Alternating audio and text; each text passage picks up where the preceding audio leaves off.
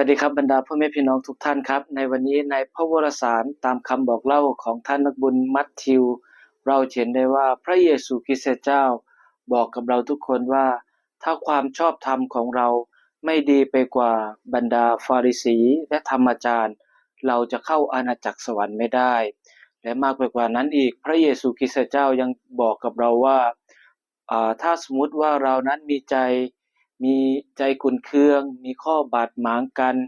กับญาติหรือว่ากับบุคคลที่เรารู้จักเราต้องไปคืนดีกันก่อนที่จะไปถวายของให้กับพระเจ้าของเราพ่อแม่พี่น้องทุกท่านครับแน่นอนล่ะครับว่าความเป็นมนุษย์ของเรามีทั้งด้านดีและด้านชั่วมีทั้งอารมณ์ดีและอารมณ์ไม่ดีมีความคิดดีและมีความคิดที่ชั่วเราจะควบคุมความคิดหรือความขุ่นเคืองแบบนั้นได้อย่างไรพ่อแม่พี่น้องทุกท่านครับวันนี้พระเยซูคริสต์เจ้าพยายามเชิญชวนให้เรานั้นเป็นศิษย์ติดตามองค์พระเยซูคริสต์เจ้าเป็นศิษย์ที่สามารถควบคุมทางด้านร่างกายและจิตใจ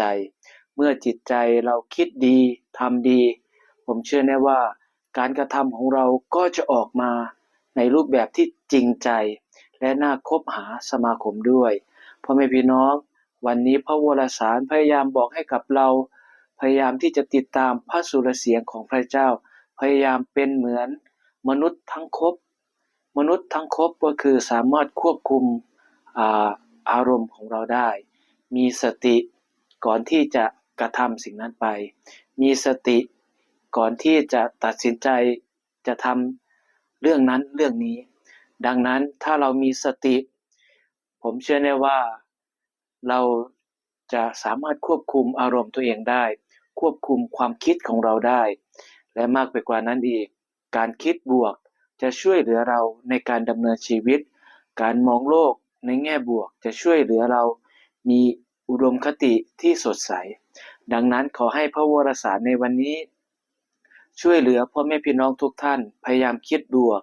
และควบคุมกายวาจาใจอยู่เสมอแล้วท่านก็จะเป็นลูกของพระเจ้าที่แท้จริงขอพระเจ้าอวยพรพ่อแม่พี่น้องทุกท่านครับ